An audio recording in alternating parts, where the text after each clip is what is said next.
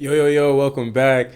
It's your boy streetcodernate, and funny thing happened. So I know in the last video I said I was gonna take a pause, but then my ass hit the actual end button. So we're just gonna pick up on this video. It was already 30 minutes anyway, so we're gonna pick up in this video. And so yeah, we back at pretty much step 5, which is creating the UI. We pretty much already got it down, like with the material UI in the last video. But now we need to add some spacing in between, add a couple styling to make it a little better, and then add the logic to the buttons when we click the button, and so it can hit to the back end. So let's get to that today. Let's get it. Okay, so we is gonna move the screen back over here, and now this is where we left off. This is what our application looks like. Remember what we trying to make it look like, though. We're trying to make it look like this. And so the way we're gonna make it look like this is by adding some spacing. Like you see, we pretty much got everything: a title, we got the description button, and or the input box and the button. We just need to put some spacing in between and make them look a little better. So let's get there. Heading back over here, the way that we can do that is by just going to these grids like right here and just adding some spacing. So I can kind of just, let's say I wanted some padding, and I'll say, let's go to rem, and then 0. So this give me padding top, bottom, and that's what you can see. What you can see is when I hover over this item, that green is the padding that I can space it out a little bit and get some more control over what I want it to look like. So that's what I'm going to go around and do, is just add some padding, probably like 2, maybe for the top one. I would say maybe the top one is going to get, let's just go by and just do it right now. Let's give it some padding right now. So we go padding, and we'll give it 1 rem 0, cool on the top. That's smooth, and then we'll move on to the second one, and it's gonna be the description. So let's give that, let's get that 1 rem as well. Maybe not even 1. We'll put that right underneath. Cool. And then for this one, we'll go padding, and we'll get this one like 5 rem, and then 0. So username is below. Like, so we're gonna have our description right here, Insta, the username right there.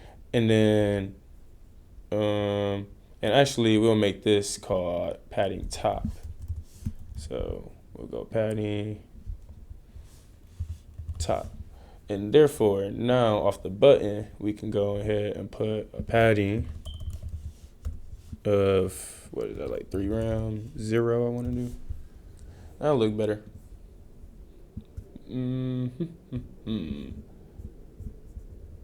So far.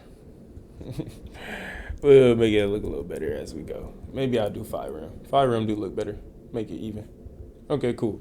We'll go like that. It's still not centered. Let's see. And that's because, let's see, we got, oh, yep, right here.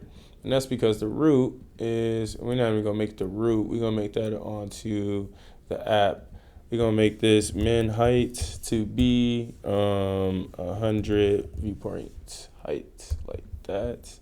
Therefore, now it has a height like this, and this has a height as well. And what we can do with all of its stuff is center the stuff. So where we at right here, we can come here and just do align items, align content, center. Did it go? No, let me try justify content center. There we go, justify content center. And now that looks like way, look at that. Look at that. That look pretty close to what we trying to get to. Like, let me show y'all. Like, and this is, we got the title, the description, the input, and then we also got the button. So me scrolling back over here, that's what we got: the title, the description, the input, and the button. We is getting it. But the thing is, if we refresh this page, this styling that I just did is not going to be applied. So what we need to do is go apply this styling, And so I'm gonna go backwards. I'll be styling hard up in the browser, and I'll be like, dang, I forgot I gotta go and copy and paste this all the way back. But it's dope though, because you still at least got to do it right here and see what I'm trying to get to doing. So let's see. I see it's align center and align items, and that is on a movie grid, and that's on a search container. So what I need to go on a search container and do, I need to go there on a search container right here. And I need to go ahead and add a justify content equals center. And then I need to add a line. Nope, I think it's just justify content equals center. Yep. And then I need to go ahead and add, so it's justify content center. I don't even think align items did nothing. Yep. Cool. So I got justify content equals center on there. And then for each one of these, I added a padding on. So we're going to come back over here and we're going to add a padding. Okay, so this is a good time to introduce CSS because, or the styling, how we do it in Material UI. Obviously I want to add padding, and over here I added padding the CSS way because this is already rendered and built, right? But I want to do it the Material UI way, the pre-rendered way before it gets broken down and whatnot. So we're going to use Material UI to perform this. Let me move this little doohickey. And so Material UI helps us really well with this style API. They got this thing right here, Material UI Core Styles, and it's real dope. Material UI Core Styles, it really helps us do CSS in a programmatic way. Let's see how we use it. So it's been a minute. So I remember you got to, that's how you configure it. Yeah, we want to use create style, make styles. That's the one I want. Cool. So make styles is the one I'm used to. So we're going to go make styles and we're going to import it like this. So come over here and we're going to do it in our styles.jsx file. So we're going to import make styles. I don't think I need create styles. And then make styles, let me move that desktop over here. Okay. So then make styles, we need it like this. Cool. Bet. And we don't got a theme. So we can take the theme out. Cool. So, and then we can export default use styles. Cool. Bet. So what am I doing? Oh, I guess I do need to make create styles. There we go. Create styles. Cool. So what am I doing here? So I am creating because I'm passing in that's why. Okay, I don't need to use, I'm like, why is it using it like that? Let me reconfigure this before I explain this to y'all. So I know I could just pass in something like that, right? Equals make styles. No, make styles does take a callback. And there you go. And then you could just return just like that. Gotcha. All right, and this is some other shit like that. All right, cool.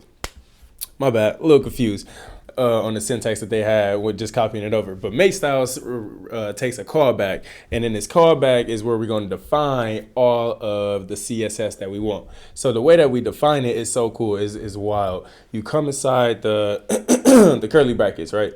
And so you can, and this callback can either just be like it. This curly bracket. Let me go back real quick. So basically, this curly bracket right now is saying this function is saying just return an empty object. That's what it's saying right now. Because I could also just do like this as well, like just return an empty array. But if I do this and then I come in here and I start defining stuff, console dialog, let's say Nate. And then I also do, I can just keep going. right? So then it turns it into a function at the end of the day. So it's real cool, but the function got to return. So it's either up to you how you want to define your make styles, but I usually define my make styles as an object. And so what I would do is I would say something like, let's say, I'll come here and create class names. And so for this class name, this is the container for the title. So I'll come back over here to here and I'll call this title container. And then I'll set it equal to, and I'll say description, or let's say color.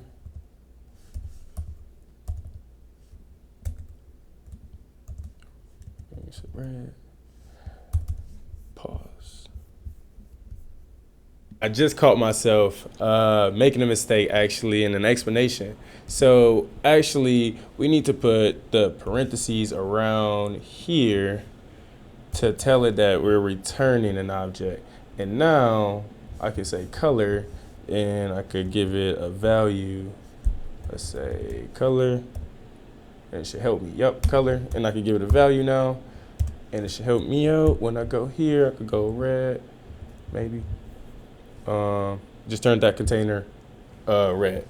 Or let's take the background color. Let's turn it the background color. Background color. There we go. And you see how it is in the material UI. It's camel case rather than separated by hyphens. And so we'll say background color red, cool. So that's what we're gonna put on the title container. And just to give you a quick example, and so we already exported the used styles. So now I can come over here and import my styles. So I'll come import styles, STYLES,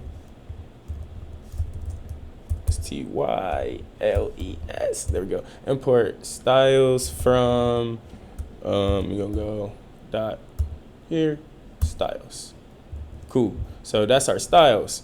So how do we use our styles? Well, we gotta come here and see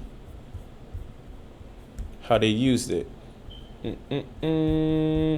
So they created the use styles here, and then they used it here. So what we have to do is instantiate a use styles object, I guess, and then pretty much save it into a variable that we're gonna call classes. We just do that right here.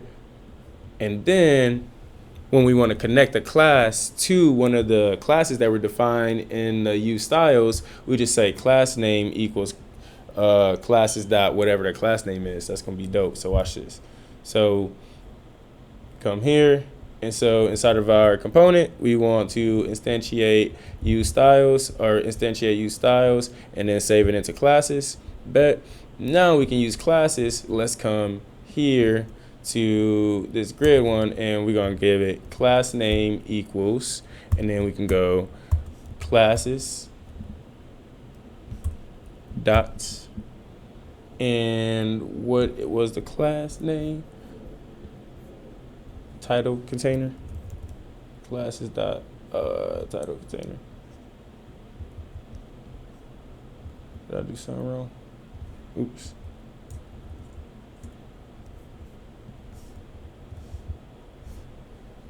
What is the matter? Oh, colors. Why isn't that stuff saving? Let's see. Did I break something? Let's see. Line use styles is not defined inside of which one? Search container. Which line? On line 10. Use styles is not defined. Oh, styles. My bad, y'all. Okay, so now what? Classes dot, there we go. Classes dot, let's do it again. Did it help us? There we go, title container. Got our title container, bet. And so now we should be able to come back. Wait, let's see what it's talking about. Create styles is defined but never used. Okay, yep, because we ain't need it. Thought so. Bet. And now we can come over here, and as you can see, our background color is red. So we just got super dope access. We can write JavaScript. We can write CSS as JavaScript, and that's what we about to do. So we said that this thing is supposed to have a background color, or it's supposed to have a padding of what? Did we say like 1 or something? So we're gonna go there and get a title container. We're gonna go padding, and we said 1 rem, and then it was 0. Right, and then we can go ahead and you know what? Yeah, we're gonna go ahead and do that for a couple other ones, or we're gonna do some padding for a couple of the other ones. Let's do like this. Okay, so what else needs padding? There is the Insta container or the description container. So we're gonna make one called description container.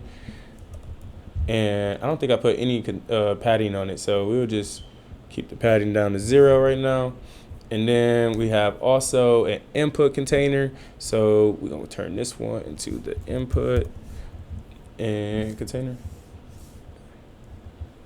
Man, I gotta get these keys down. Okay, turn that to the input container, and we're gonna add some padding of, what did I say? We said padding top actually on the input container. Oops, and look, I tried to add the hyphen, but it's top. And I think I said 5 like that. No, maybe. Yep. And then the button container, we said how much? We said 5, I want to say.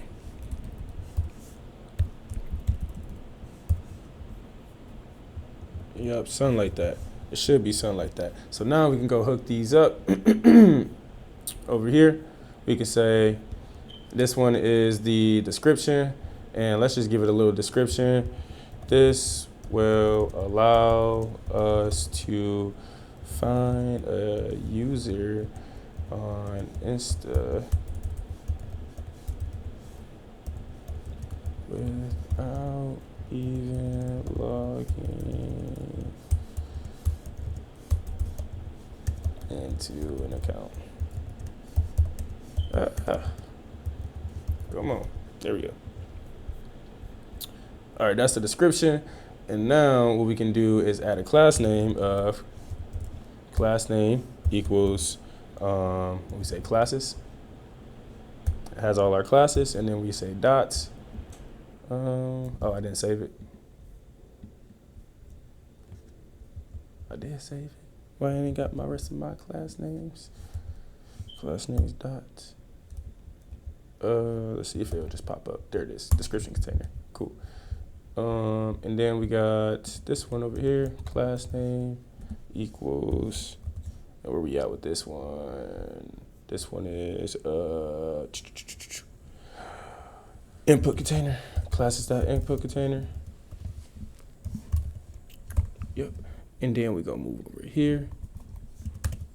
We got classes, class name equals classes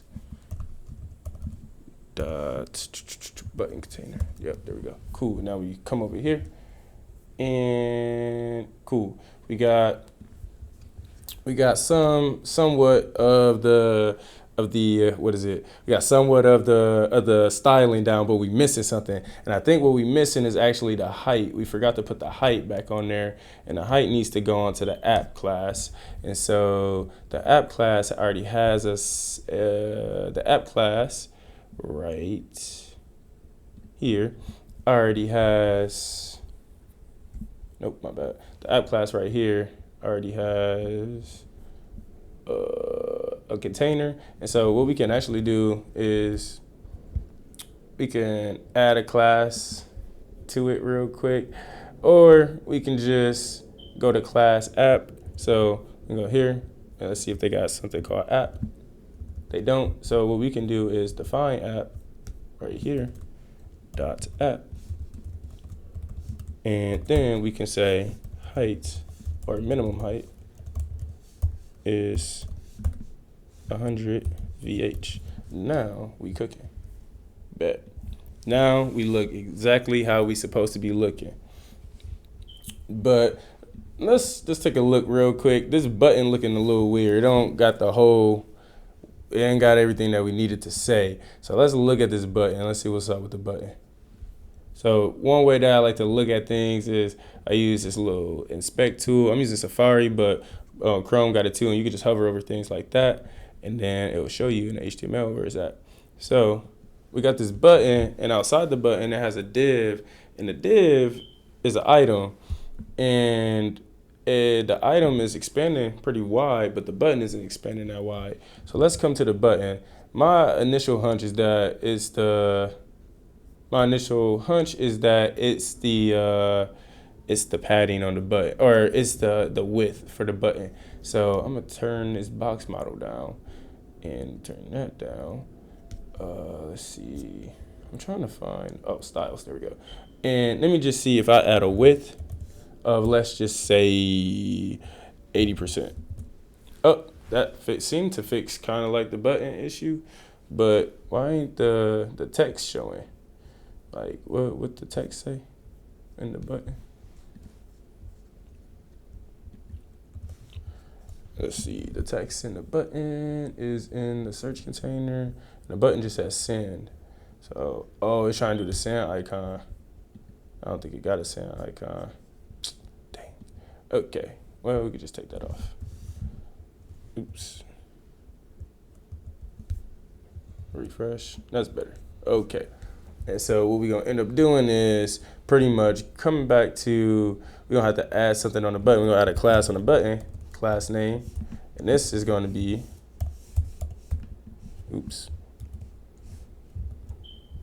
class name.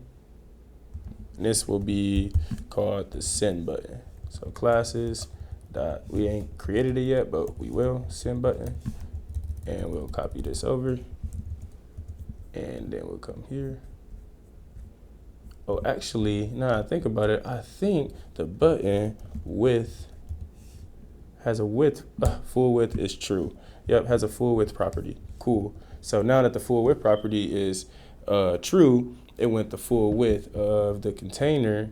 And this is why I put things in grids, because now if I don't want it to be the full width, what I can do is I can come to this container right here, and I know that it's an item. So I can go, you know what, on medium screens, I want you to be like half of that width. So now it's right here.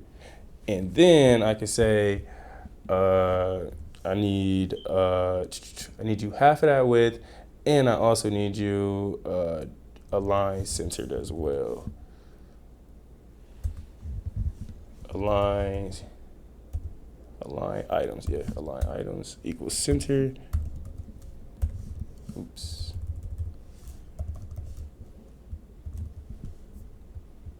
Cool.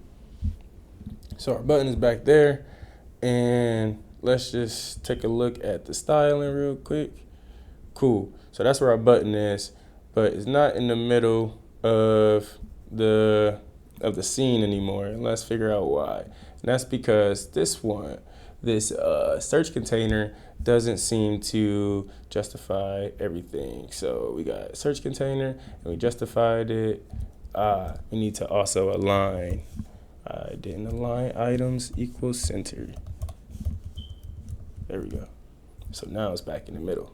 We cooking now. It's back in the middle. We're looking better. It's looking way better. Okay, and let's see.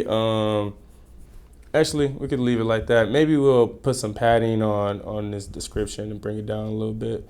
So styles and description. I'll give it 1 round. Yeah, that's a little better. Cool. All right, bet. Now that's what we messing with. And now, honestly, we could add some background colors and whatnot, but shoot, it's kind of smooth how it is right here to me. So now what I'm gonna do is be able to add a username. So let's go streetcodernate.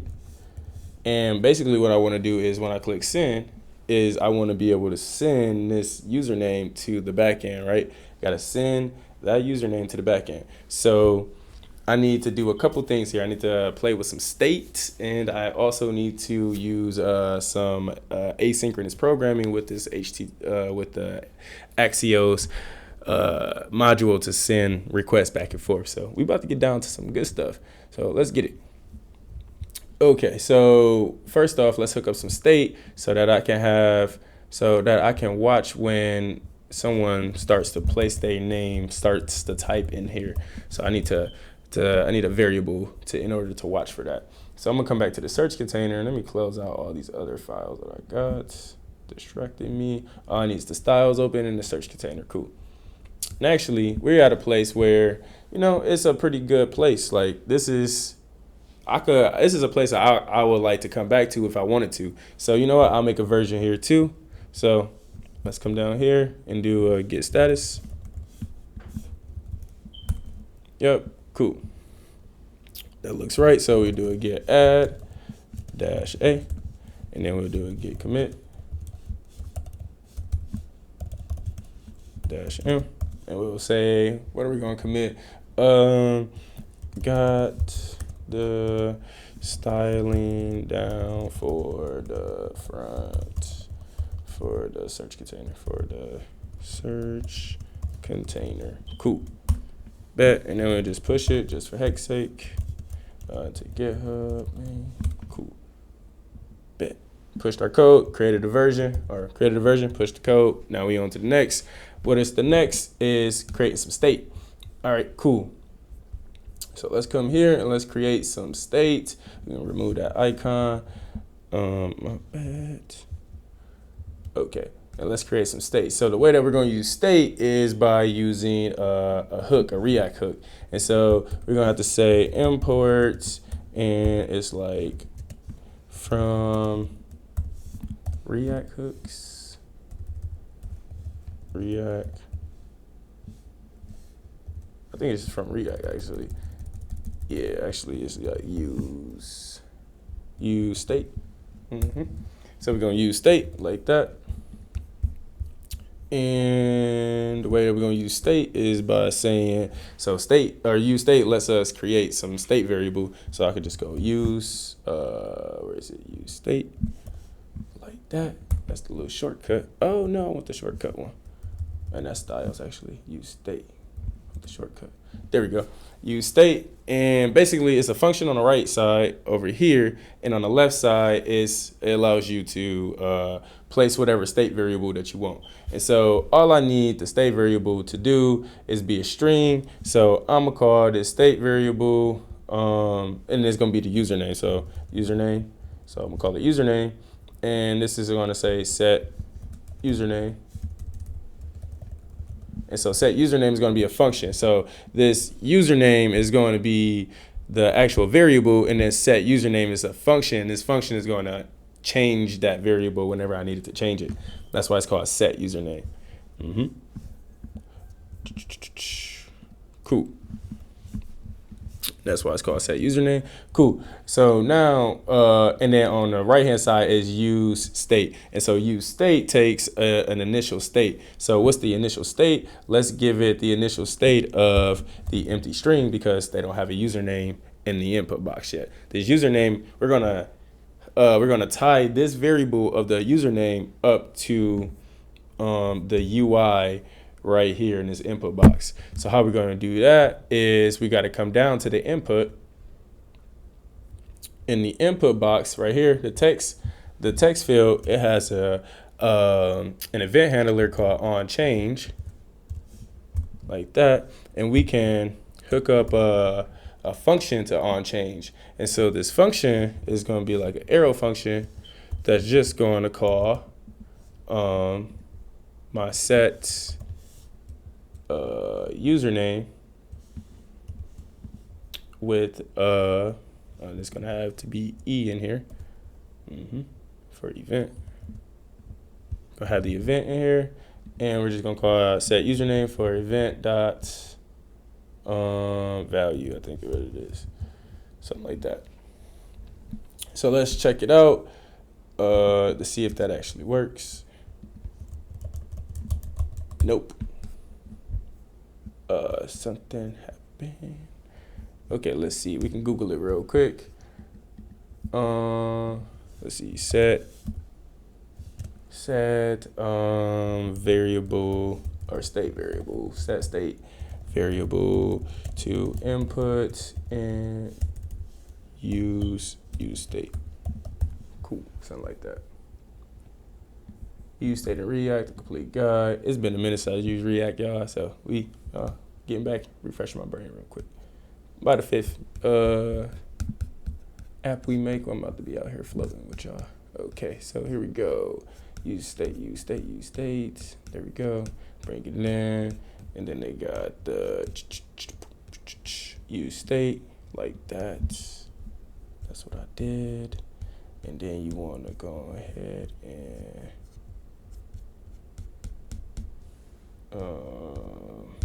actually, that's what I did. I just called it right in here. Let's actually create a handler function for the on change. So let's call it const handle on change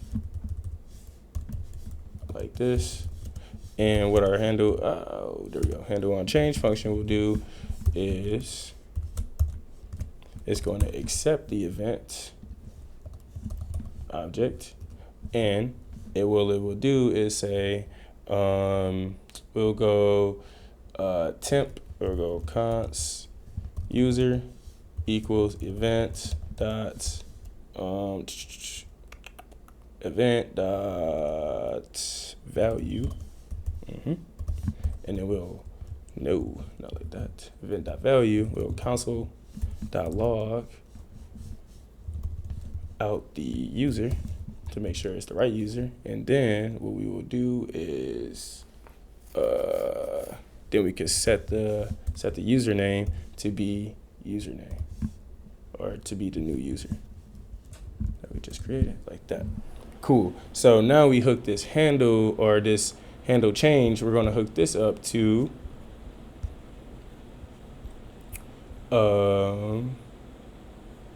when we change inside of the text field. So on change, and we can go event, and it's going to call handle on change with the event passed in like that.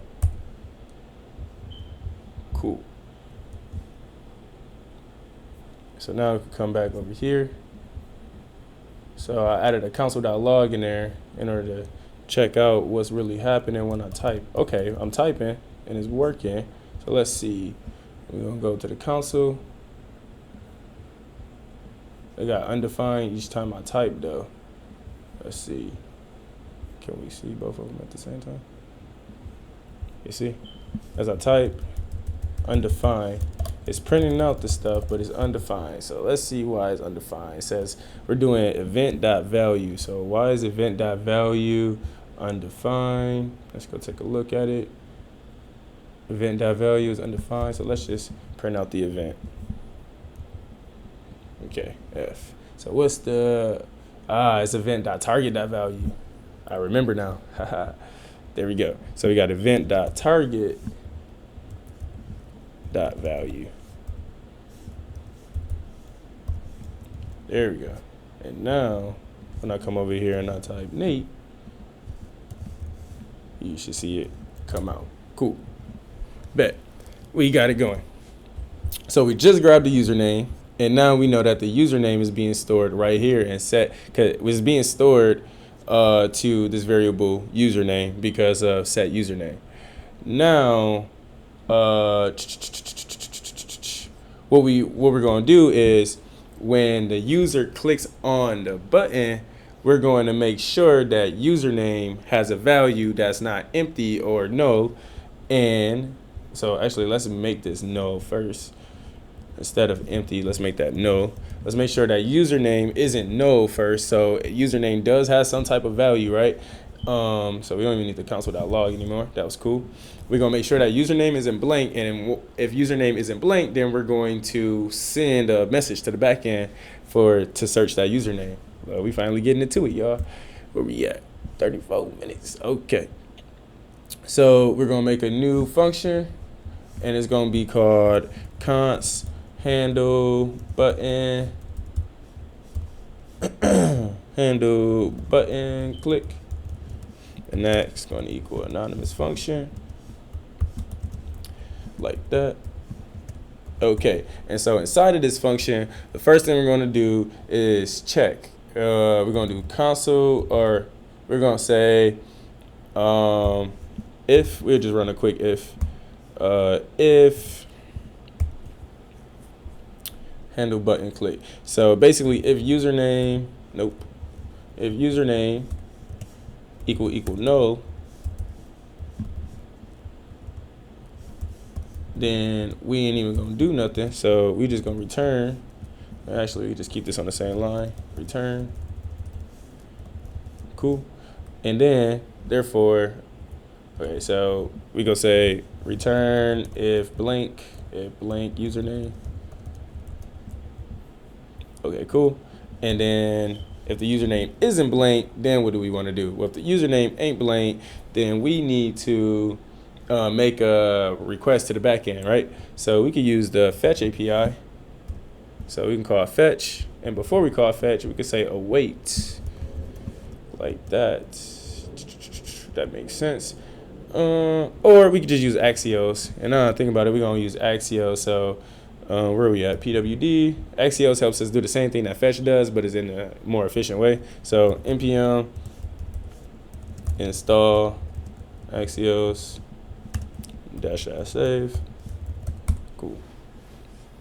So you're going to go get Axios. Now we can use Axios in our code up here instead of using fetch. And we go import Axios from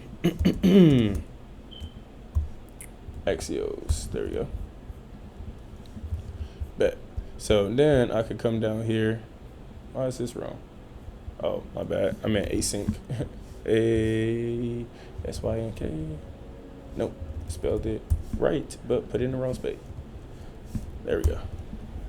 And so what we want to do here is do a const, and we want to say data, because this is going to be the data that comes back. Data equals, and we're going to await this call. It's going to be Axios. And we're going to say .get. And what are we getting? We're getting the URL, but we need a URL. So what's the URL that we're getting? Well, now we can come open up our backend. This is when our backend is starting to become handy. So we haven't been to the backend in a while. So let's close out that real quick and go to the backend routes. We have an API. Let's go to the landing. And the route we want to go to is /API/get user data. So we're going to go put that route right there. And any configurations, we don't need any configurations, so that's cool. So we're gonna get the data back, and once we get the data back, let's just console.log it, the data. Let's see what the data look like. Okay, and now that I think about it, we actually need to go set a proxy for the database, or for the backend server, so that we can make we can make a GET request to /API/get user data. You see how we didn't have to put localhost :3000 or whatnot. The thing is, if we do it like this, it's going to default to localhost :3000. And localhost :3000 is our development client server. That's not where our data and our processing is. Our data and our processing is on localhost 54321. And so we need to, in order to be able to say something like /API/get user data, we need to set up like a proxy to go the proxy is basically gonna say whenever I'm making GET requests from this server, make it, if it doesn't have like if it doesn't have a domain in front of it, then the domain is this proxy that I set up in the package.js JSON file. And so that's what we're gonna have to go do, is go to the package.json inside of the React directory, not the directory for the backend. The directory from the React directory. We need to come here and we need to add a new item, a new key that says that says proxy. And we tell our proxy that we want it to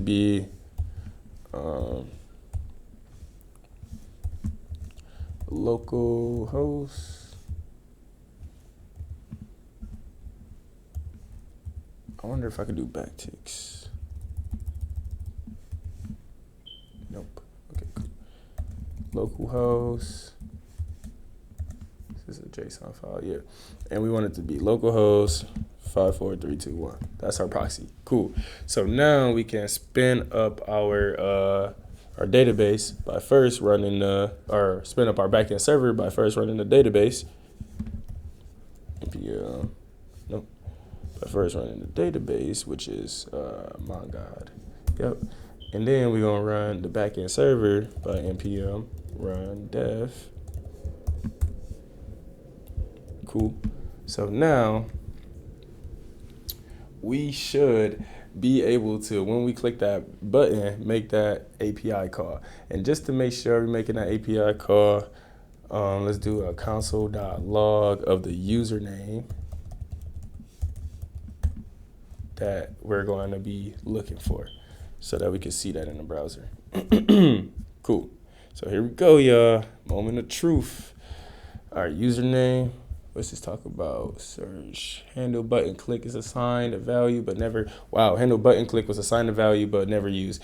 It wasn't gonna work because we never hooked up handle button click. We need to hook that up to the button. So there's an event handler on the button called on click, like that, and we can set the on click handler to the handle button click, like that. Cool. And now we refresh the page and let's get it.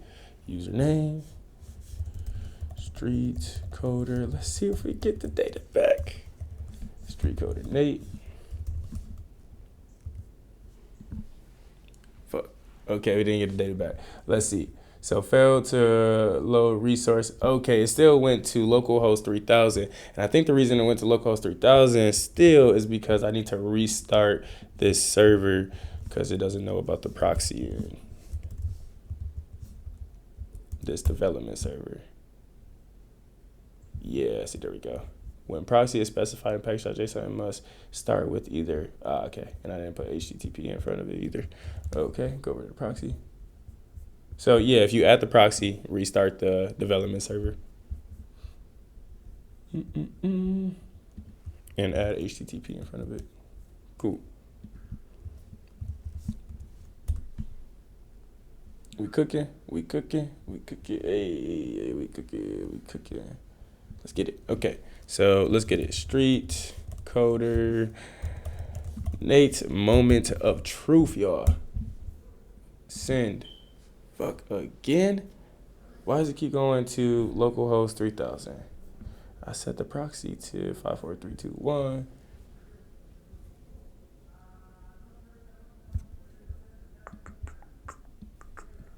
The proxy still proxying to 3000.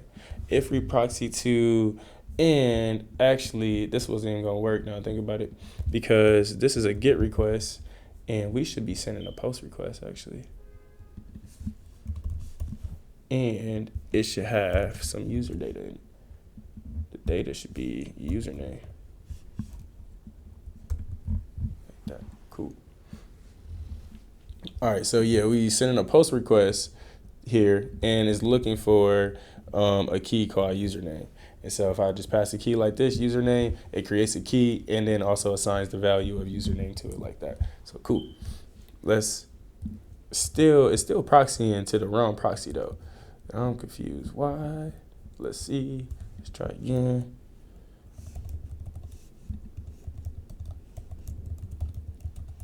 I'm gonna try NBA after this.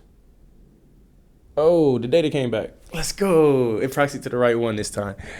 Oh, let's go. Let's see. We can actually go check it out in the network tab too. Let's go to XHR and you'll see get user data is right there.